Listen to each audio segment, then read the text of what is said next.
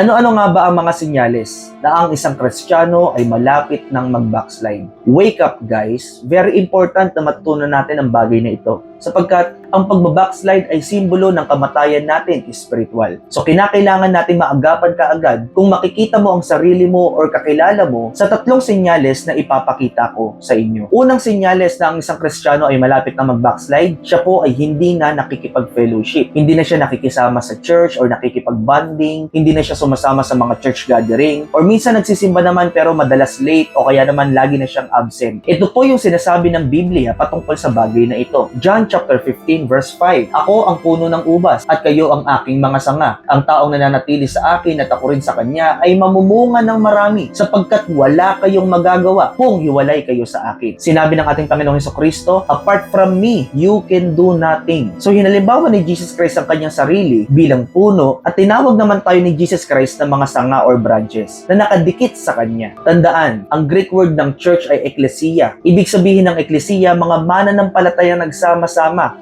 and that is the church. At ang church, mga kapatid, ay body of Christ. Ito po yung katawan ni Kristo. So kapag tayo po ay hindi na sumasama sa gathering ng mga mananampalataya o sa tinatawag na body of Christ, sinabi ng ating Panginoong Hesukristo, apart from me, you can do nothing. Imagine ang isang sanga na nakahiwalay sa isang puno. Ito po ay mabubulok at magsisimula na pong mamatay. Ganito po yung sinasabi ng Matthew chapter 7 verse 19. Pwede niyo pong basahin sa sarili ninyong Bible kung ano yung sinasabi dyan. Pero ganun pa man, sinasabi po sa verse na yan na ang puno na hindi namumunga ay putulin at ipatapon sa apoy. Kaya naman, nangangahulugan na ito na ang isang Kristiyanong hindi na po nakikisama sa church ay senyales na po ng kanyang pagka-backslide o pagkamatay espiritual. Pangalawang senyales, hindi na po siya nagbabasa ng Bible or hindi na siya nagpe-pray. Sa madaling salita, hindi na po siya nagde-devotion. Sinabi po ng Matthew chapter 4 verse 4, pero sumagot si Jesus, sinabi sa kasulatan, hindi lang sa pagkain nabubuhay ang tao, kundi sa bawat salita ng Diyos. Imagine mo yung sarili mo kung hindi ka na kumakain,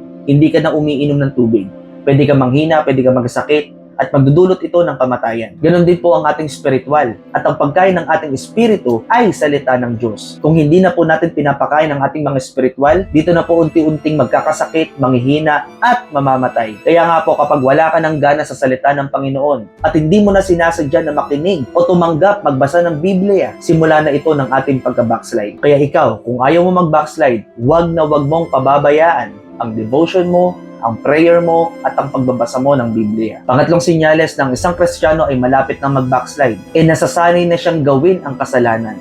Wala ng guilt, wala ng konsensya. Kapag gumagawa ng kasalanan, nagiging ayos na lang. Hindi na nakakaramdam ng takot or tila baga sinasadya niya na yung paggawa ng kasalanan. Sinabi po ng Hebrews chapter 10 verse 26 ay ganito, sapagkat kung sasadyain pa nating magpatuloy sa paggawa ng kasalanan, pagkatapos nating malaman ang katotohanan, wala nang handog na maiaalay pa para mapatawad ang mga kasalanan natin. Hindi ko po sinasabi na kapag naging Christian ka ay maging perfect ka na or hindi ka na magkakasala. Pero ang sinasabi ko po dito, kapag ang kasalanan ay sinasadya mo ng gawin, nakakasanayan mo ng gawin, napapadalas na, at hindi ka na nagre-repent, hindi ka na nagsisisi, wala ka na nararamdaman na pagsisisi. Ito po yung mga senyales, mga kapatid, na malapit na po tayo mag-backslide. Sa tatlong nabanggit ko na ito, kung ikaw itong mga senyales na ito, or may kakilala kang mga ganito, kinakailangan na po natin yan maagapan kaagad. So paano po natin ito maaagapan? Simple lamang po, yung tatlong senyales na yan,